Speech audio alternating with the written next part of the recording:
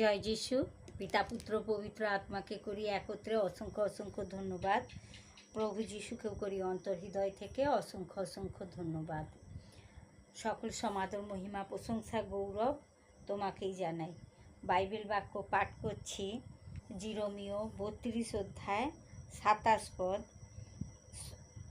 26 পদ ও 27 পদ। পরে জিরোমীয়র নিকটে সদাপ্রভুর এই বাক্য উপস্থিত হইল, দেখো আমি সদাপ্রভু, সমুদয় মর্তের ঈশ্বর, আমার অসাধ্য কি কিছু আছে?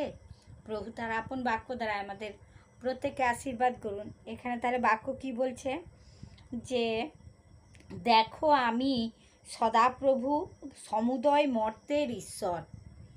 সদাপ্রভু মানে তিনি সদা সর্বদাই আমাদের সঙ্গে উপস্থিত থাকেন। তিনি মর্তের ঈশ্বর, অর্থাৎ এই পৃথিবীর ঈশ্বর।